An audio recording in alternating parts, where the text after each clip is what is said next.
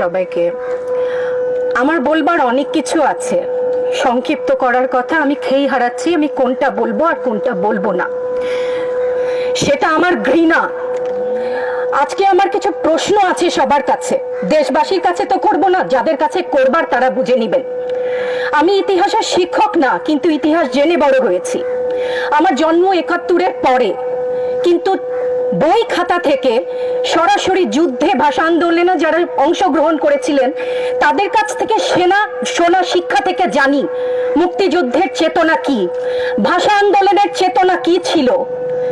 মুখের ভাষা বাংলা বলতে পারি, সেই জন্য বোধহয় ভাষা আন্দোলনে শহীদরা শহীদ হননি। আমার কথা আমি বলতে পারবো না, আপনি তুলে নিয়ে যাবেন। প্রতিবাদ করতে পারবো না, ভিন্ন মত প্রকাশ করতে পারবো না, আপনি আমাদেরকে রাজাকার বলে গালি দিবেন। রাজাকার শব্দটা প্রকাণ্ড একটা গালি, যাকে তাকে দেবেন না। আমি অনুরোধ করছি না, আপনাদেরকে বলে দিচ্ছি। ছাত্রদের কথায় আমি কিছুটা পরে আসছি, সেখানে আমাদের সহকর্মীরা যারা বলেছে সেখানে আমি পূর্ণ একমত। আমাকে একটু বলে দেবেন আপনারা, মুক্তিযুদ্ধের চেতনা কি ছিল দেশের হয়ে।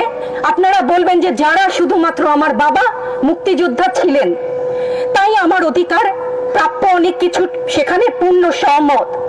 কিন্তু এর পরবর্তী কাল থেকে আজ পর্যন্ত যে সমস্ত মানুষ দেশের বিভিন্ন জায়গায় বিভিন্ন ক্ষেত্রে নিজের স্বার্থ বলিদান দিয়ে দেশের জন্য কাজ করে যাচ্ছে, সৎ পথে উপার্জন করছে, টেবিলের তল থেকে 10 লাখ 5 লাখ টাকার কোটি টাকা তো বাদই দিলাম না, সেই সমস্ত লোক সম্বরণ করছেন, তাদের মুক্তিযোদ্ধার চেতনা কি কিছু অংশে কম?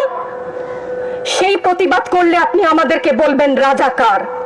রাজাকারের বাচ্চা, এটা প্রকাণ্ড গালি, যত্রতত্র দেবেন না। আর আমার ছাত্র ছাত্রীদের গায়ে গুলি কেন? আমি এখানে কেন দাঁড়িয়েছি, কেন আজকে কথা বলছি? কারণ আমি মানুষ, আমি শিক্ষিত একজন মানুষ, আপাদমস্তক ভাবে যাকে শিক্ষা বলেন। সেখানে আমি জানি মুক্তিযোদ্ধার চেতনা যদি কিছু আমার ভেতরে বিদ্যমান থাকে, আমি জানি অন্যায়ের প্রতিবাদ করতে হবে।